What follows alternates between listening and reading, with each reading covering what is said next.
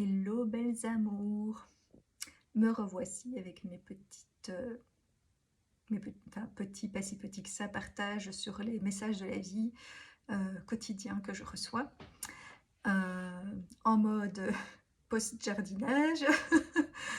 Donc ici je vais vous partager des messages, conscience ou voilà, confirmation ou complément à des choses que je savais déjà, qui, je pense, pourraient voilà, intéresser d'autres personnes. Et donc, voilà, je ne fais pas tous les messages de la journée parce qu'il y en a trop, mais j'ai essayé de, voilà, de sélectionner ce qui pouvait être intéressant.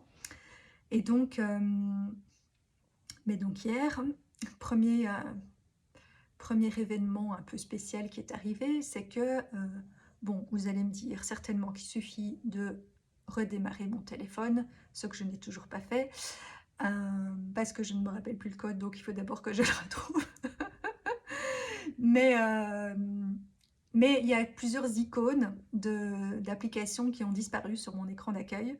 Et donc au début j'ai cru que les applications avaient carrément disparu, mais en fait elles sont toujours accessibles. Quand je vais dans le menu recherche, elles sont là, mais l'icône est invisible en fait.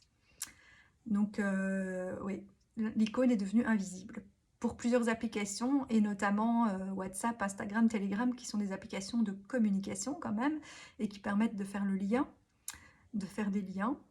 Et du coup, j'ai été un peu voir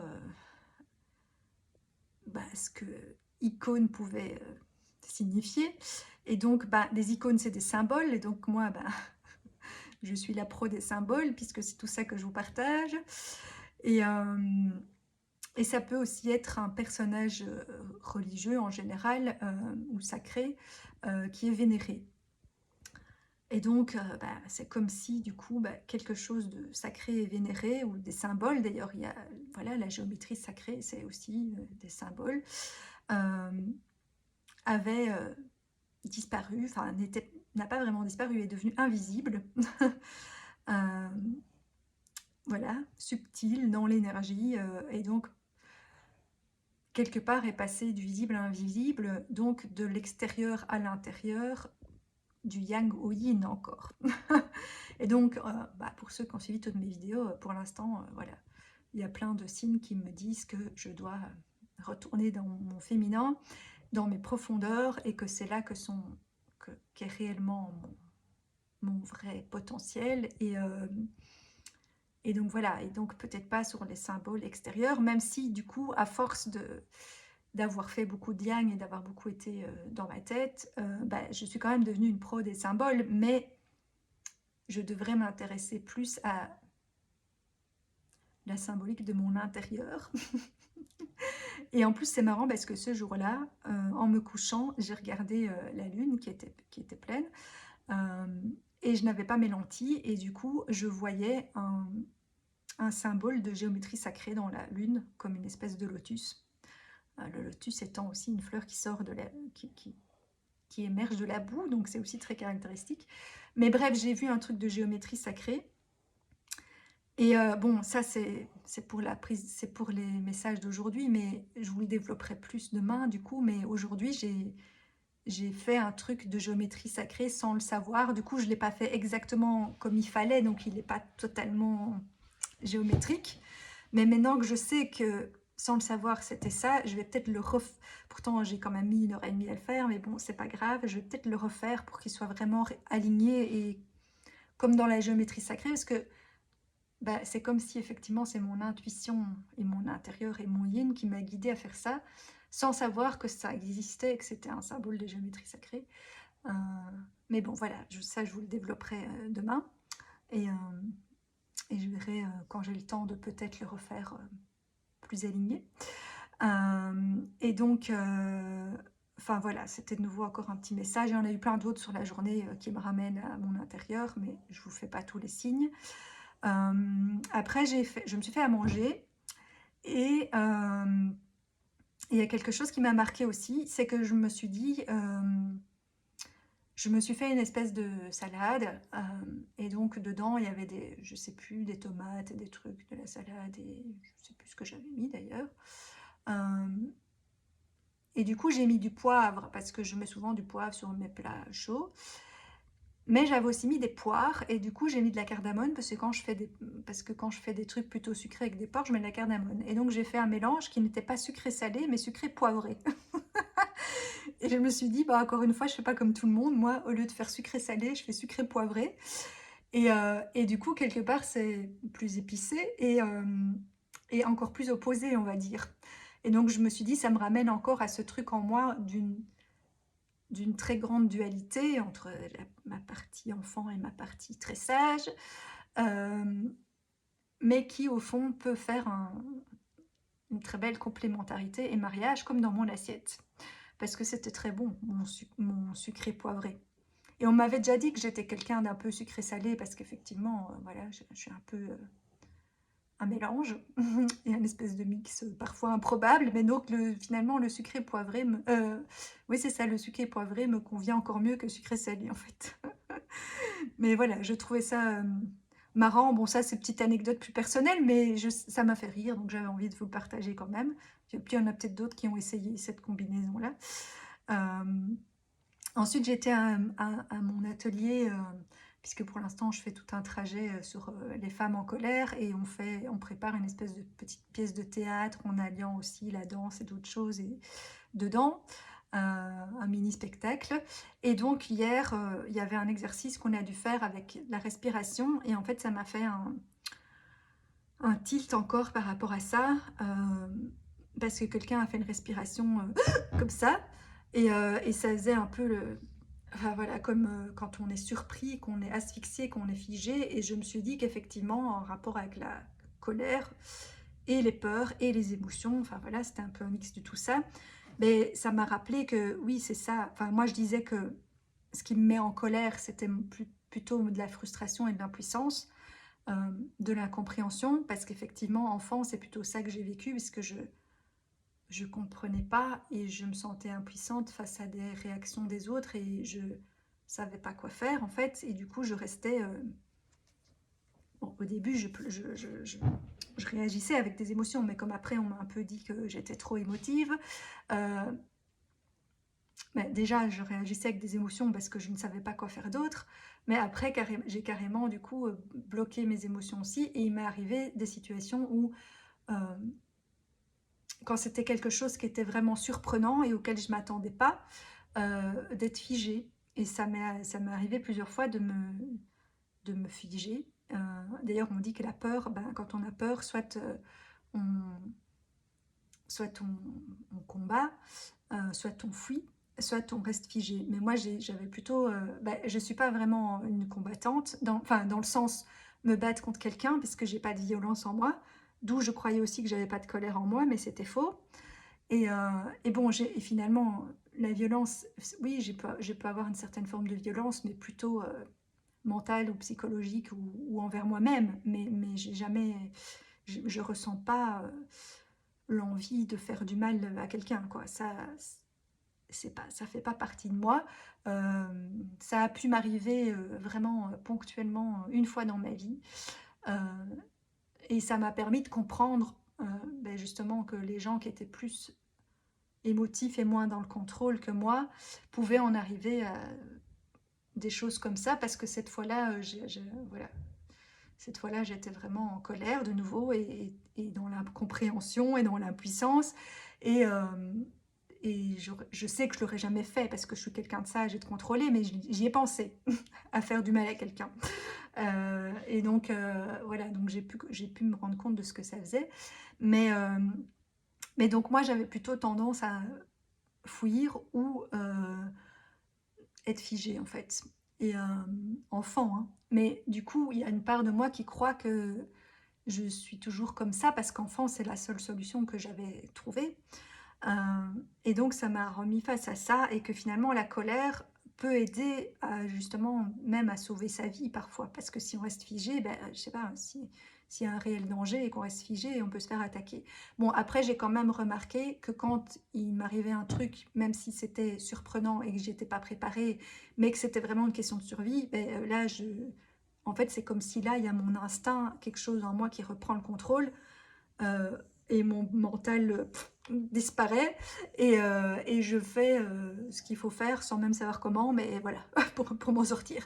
Donc, euh, donc bon, ça m'a quand même permis de me rassurer et de me dire que quand vraiment je dois réagir, je sais réagir, mais c'est vrai que tout un temps, j'ai aussi un peu bloqué mes émotions parce que j'avais l'impression que quand j'étais trop dans l'émotion, trop surprise, trop dans la peur ou trop dans la colère, que je ne voulais pas sortir puisque je ne voulais pas faire de mal aux autres, ben alors je me figeais.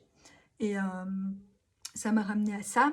Et du coup, maintenant, je me rends compte que, enfin, déjà que maintenant, je suis adulte, donc je peux faire autre chose de cette colère. Et c'est ça que je voulais vous partager, en fait, parce que ça, bon, c'est raconter mon enfance. Voilà, mais bon, je suppose que plein d'autres personnes ont vécu des choses similaires. Et donc maintenant, comme moi, justement, c'est un service que je veux offrir par rapport...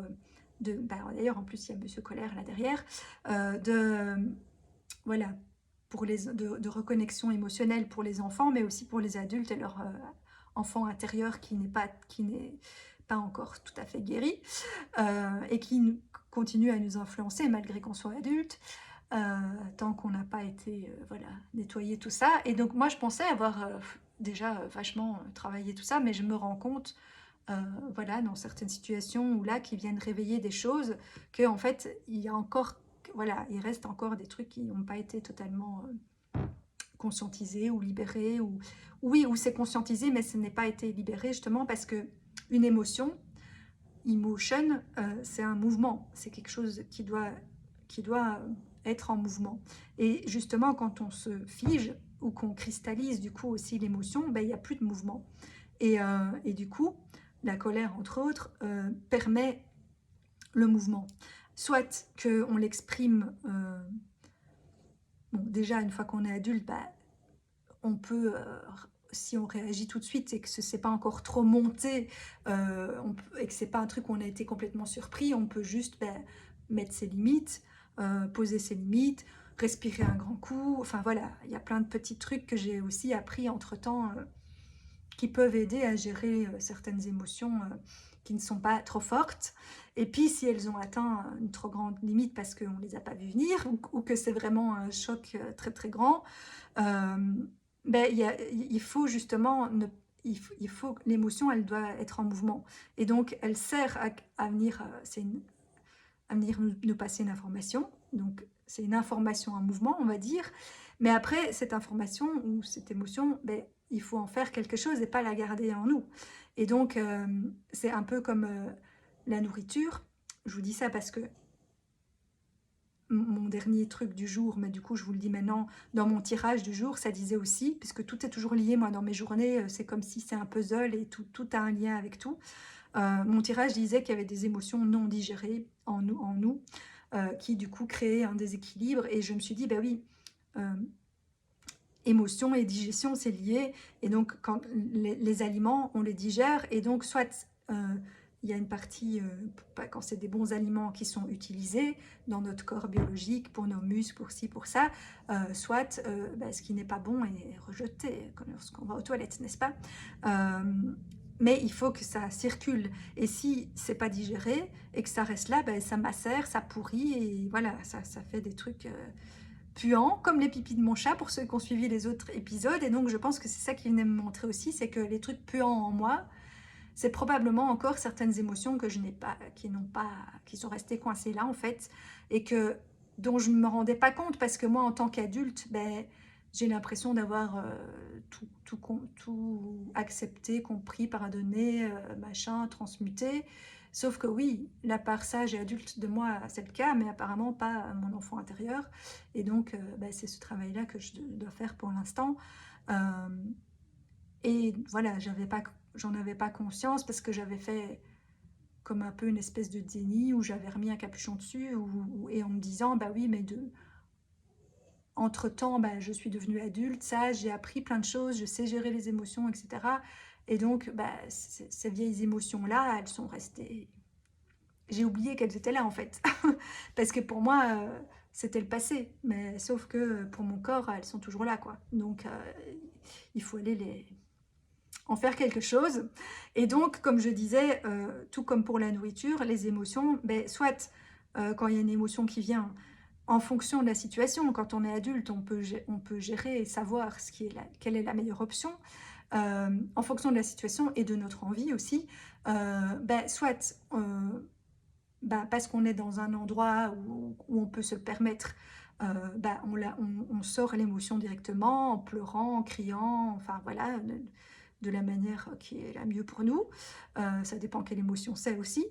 Euh, soit, soit on peut créer, enfin en faire quelque chose, la transmuter de nouveau comme dans notre corps, l'énergie est utilisée pour en faire quelque chose. Alors soit ça peut être une création artistique, et voilà, écrire un texte sur l'émotion, euh, danser, faire du sport, enfin voilà, utiliser cette énergie motrice pour quelque chose et la libérer comme ça, voire même que ce soit un moteur si l'émotion a été provoquée parce qu'on est venu toucher par exemple une valeur ou quelque chose qui nous tient à cœur, ben, ça peut nous donner l'énergie d'avoir envie ben, je sais pas, de créer quelque chose dans la matière de se mettre en action pour défendre cette valeur-là, créer une association ou je sais pas, enfin voilà, beaucoup de gens qui ont vécu des traumas parce qu'ils ont perdu quelqu'un d'une grave maladie, ben, après ils créent une association pour cette maladie-là, ou des gens, enfin voilà, c'est un des exemples, mais il y a plein de choses, en fait, l'émotion, on peut en faire quelque chose d'utile et la transmuter, quoi. Et après, voilà, il y a des émotions où on n'a pas spécialement envie, où on ne ressent pas que c'est notre rôle d'aller militer ou créer un truc et on a juste besoin de la sortir. Et donc voilà, les deux sont bons. Soit quelque part, c'est comme la nourriture, soit ça ressort par le haut, soit ça ressort par le bas, soit c'est utilisé par le corps. Enfin voilà, mais en tout cas, il faut en faire quelque chose. Ça ne doit pas rester macéré là, quoi. Et donc les émotions, ben, c'est pareil. Donc voilà, c'est un petit partage sur les émotions qui en plus quelque part est lié à ma future activité professionnelle puisque voilà, en tant que cordonnière, c'est quelque chose que je proposerai aux enfants mais que je peux proposer pour les adultes aussi et des ateliers d'art-thérapie qui permettent aussi voilà, de sortir ces émotions via l'art, via la danse, via l'écriture, le dessin, le chant, ou même juste justement dans un endroit où on peut se lâcher, crier, machin, faire tout ce qu'on a envie, taper sur des coussins, enfin voilà. Il y a plein de façons de sortir ces émotions, mais il faut trouver une façon qui ne va pas faire de mal aux autres. En tout cas, moi, c'est mon leitmotiv, qui du coup a été poussé un peu loin jusqu'à tout contenir en moi pour ne pas déranger et blesser les autres. Ça, il ne faut pas faire, mais il faut trouver voilà, des circonstances qui permettent de se lâcher sans trop perturber les autres. Bon, après, voilà, moi, c'est le conseil sage que je vous donne, mais si vous ne savez pas où vous retenir, ben voilà, vous faites comme vous pouvez. Et, et alors, du coup, enfin, de toute façon, tous les messages de cette semaine, de cette journée tournent un peu autour de ça, donc tout est lié. Euh, euh, à un moment donné, du coup, dans le petit spectacle qu'on crée, on doit chacun lire une partie de notre texte, on a écrit un texte sur la colère, et on choisit dans le spectacle l'endroit qui est le mieux pour partager. Voilà, on ne sait pas partager tout notre texte parce que le mien, par exemple, il fait 4 pages. Et je suis sûre que quand je vais le recopier, je vais encore rajouter une page de plus parce que je me connais. À chaque fois que je relis et que je corrige, je rajoute ou je fignole. Mais du coup, là, on partage juste quelques phrases pendant le spectacle. Et donc là où moi, je vais le mettre, du coup, ben, enfin, voilà, quand on dit le texte, logiquement, il faut que les autres, quelque part, s'arrêtent pendant ce temps-là, parce qu'à ce moment-là, ben, le texte est récité. Mais je ne sais pas pourquoi, pour les autres, ils n'ont pas employé ce terme-là. Mais pour moi, pour ma partie, il y a une femme qui a dit... ben, que du coup que j'allais friser les autres parce que voilà que j'allais faire un cri et à ce moment-là ben, les autres savent qu'ils doivent se friser et donc pour ceux qui parlent pas anglais ben, se figer, on en revient hein, tout est lié, on en revient au truc de se figer. Euh, Et donc, elle m'a appelée la Reine des Neiges. Et, et je l'ai regardée en rigolant, je dis oui, mais ça me parle, c'est très symbolique parce que, bon, déjà, euh, une des photos de profil que j'ai mis sur Facebook à un moment donné était la Reine des Neiges. Parce que j'aimais bien les étoiles, et d'ailleurs, je sais pas, c'est une décoration qui revient chez moi parfois aussi. Enfin, déjà les étoiles tout court, mais l'étoile des neiges aussi. Mais je ne savais pas pourquoi, mais voilà, c'est aussi, voilà, c'est un cristal, c'est cristallisé, c'est frisé, c'est figé, enfin voilà. Euh, voilà, et il y a quelque chose en moi qui est comme ça, d'où mon énergie qui n'est pas très haute. Sauf quand justement je me mets en mouvement et que j'arrive à décristalliser tout ça. Euh, donc, ouais, je sais pas, enfin, je suis toujours émerveillée comme tout est relié, qu'on peut vraiment faire des liens entre tout. Et en plus, pour ceux qui ont suivi, je vous parle souvent de mon voyage aux États-Unis à mes 18 ans, qui m'a beaucoup influencée, où j'ai eu l'impression d'être moi là-bas, mais d'avoir laissé une part de moi là-bas et puis d'être resté un grand enfant comme là-bas. Enfin bref, je vous ai déjà partagé plein de choses sur ce voyage pour ceux qui ont suivi. Et en fait, le tout premier mot que j'ai appris en allant aux États-Unis, c'est freeze. Et ça, je viens de le réaliser maintenant en recopiant mes notes et je me suis dit, mais c'est dingue. Parce que déjà là, il y avait ça comme pour me... Ben oui, parce qu'il y a quelque chose qui s'est freezé en moi, qui s'est cristallisé en moi. Et depuis, euh, bon alors je ne sais pas quand ça s'est fait exactement, hein, mais certainement qu'il y a quelque chose qui s'est cristallisé aux États-Unis, mais il y a certainement eu un premier trauma avant, je ne sais pas quoi, qui a fait que j'ai voulu fuir aux États-Unis. Euh, et bon, après, voilà, il y a plein de choses que j'ai compris et conscientisé, mais c'est peut-être quelque chose d'autre encore, je ne sais pas. Bref, je le découvrirai. Ou c'est peut-être une de ces choses-là, mais qui n'est pas complètement digérée. Euh, et, euh, et quelque part, le message était déjà là. Et enfin, je me dis, c'est dingue, c'est le tout premier mot. Et en plus, moi, j'ai trouvé ça bizarre qu'on... Enfin, je trouvais que c'était pas très accueillant comme manière de... Parce que le tout premier mot qu'on nous apprenne, c'est freeze, l'air de dire bon, les États-Unis c'est dangereux, les gens peuvent avoir des armes, donc le truc le plus important à savoir, c'est que si on vous dit freeze, il faut pas bouger parce que sinon on risque de vous tirer dessus. Ok, welcome aux États-Unis. Donc bon, c'est, enfin oui, mais bon, j'ai pas réalisé tout ça à ce moment-là, mais bon. Du coup, je note en même temps. Et après, une dernière chose pour clôturer la vidéo. Ça, encore, enfin deux choses, mais voilà, toujours liées aux émotions finalement. Ça sera une vidéo sur les émotions. Bon, c'est un peu pipi caca, n'est-ce pas mais, mais même ça, des fois, j'ai des prises de conscience en rapport avec ça, parce que j'ai été faire une balade, et mais souvent, moi, je dois très souvent aller aux toilettes, certainement parce que comme je n'élimine pas beaucoup mes émotions par les moyens habituels, je les élimine autrement, et notamment aller aux toilettes. Et, euh, et donc, voilà, j'ai un... Je sais pas, je vais très régulièrement uriner, et en plus depuis cette année, comme je m'oblige à boire 2 litres par jour, ben voilà, je vais encore y aller plus souvent. Et donc, ben, quand ça fait X temps que j'y ai pas été, voilà, je me retrouve souvent du coup à devoir y aller à un endroit où je ne sais pas, dont en balade, parce que voilà, j'ai enchaîné, dès que en rentrant de mon atelier, j'avais pris mes chaussures de rando avec et j'ai été directement faire une balade avant de rentrer. Mais du coup, à un moment donné, je devais aller aux toilettes. Et du coup, j'ai conscientisé que, bon, le liquide, c'est les émotions, et finalement, justement, l'urine, la libération des émotions. Symboliquement, c'est ça. Euh, et voilà, en mode rejeter voilà, l'émotion par le bas, là, du coup, élimination.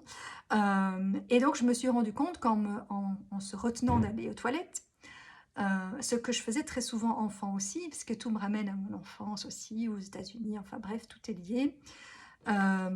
Eh bien, on contracte enfin, quelque part, on contracte tous nos chakras du bas.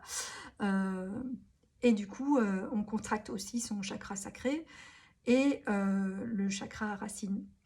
Euh, et du coup, je me suis dit de nouveau, ça empêche, enfin, le chakra sacré, c'est ce qui permet de transmuter et de créer. Et donc, c'est quelque chose qu'on peut faire avec une émotion, transmuter et créer. Euh, et le chakra racine permet, quelque part, en se reliant à la terre, de rendre à la terre pour que ce soit la terre qui transmute quelque part. Et donc, oui, si on retient l'urine ou l'émotion, eh bien, enfin voilà, les autres, quelque part, ça bloque aussi ces chakras-là. Enfin, c'est un lien c'est quelque chose que je me suis rendu compte. Et je me suis dit, c'est pareil, de nouveau, j'ai aussi fait, ouais, dans mon cerveau hyper branché, je fais des liens, tac, tac, tac, tac. Et donc, après, ça m'a ramené aux règles, euh, qui est un autre sujet qui revient souvent pour moi aussi. Euh, le fait que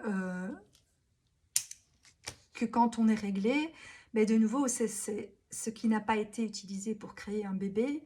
Euh, ben voilà, soit on crée un bébé, soit il y a cette élimination du sang qui est rejetée bon, à la terre quelque part. Enfin, en tout cas, moi, c'est comme ça que je le vois, surtout quand on utilise voilà, une cup ou quelque chose et qu'on peut reverser le sang. À une époque, je le mettais dans mes plantes même. Bon, ici, c'est souvent dans ma baignoire, mais bon, ça retourne à la terre d'une certaine manière. Et du coup, c'est la terre qui transmute et recycle. Voilà, il y a un recyclage qui fait que quelque part, en nous aussi, il y a un nouveau cycle qui revient et tous les mois, on a cette possibilité de créer ou d'éliminer. Et voilà, et ça me ramène à la loi de Lavoisier qui dit « rien ne se perd, rien ne se crée, tout se transforme ». Et c'est exactement ça. Et donc tout quelque part, doit rester en mouvement. Et il y a des choses qui peuvent rester latentes, comme on dit, hein, euh, comme les potentiels latents dont je vous ai parlé il y a quelques jours aussi. Euh, mais bon, voilà, un potentiel, on va dire que c'est pas quelque chose qui pourrit, alors qu'une émotion, ça peut pourrir, quoi. Et, mais bon, le potentiel, il peut quand même aussi un peu comment dire, allez, comment on dit, euh, rouiller. Et donc après, il faut le déverrouiller, puisqu'il a été rouillé ou verrouillé, et il est un peu rouillé, et donc, enfin voilà, et donc forcément, quand c'est resté à l'arrêt pendant longtemps, c'est plus difficile à remettre en mouvement. Et donc, ces émotions cristallisées depuis très longtemps, c'est pareil. Euh, Elles sont plus difficiles à ressortir ou éliminer parce que ça fait tellement longtemps qu'on les a enfouies et que quelque part aussi l'adulte estime que voilà que ça n'a pas besoin d'être déterré, que c'est du passé, que c'est digéré, que c'est conscientisé, mais c'est pas le cas, ça pourrit à l'intérieur, quoi.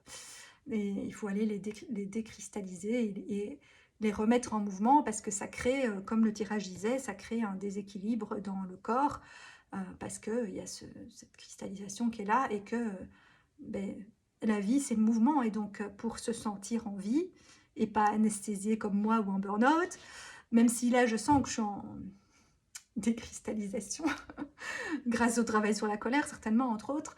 Euh, et, mais donc voilà, pour être en vie, on doit être en mouvement. Après, on a besoin de moments de repos, puisque on fait des cycles, hein, et donc c'est normal qu'il y ait la nuit où on se repose.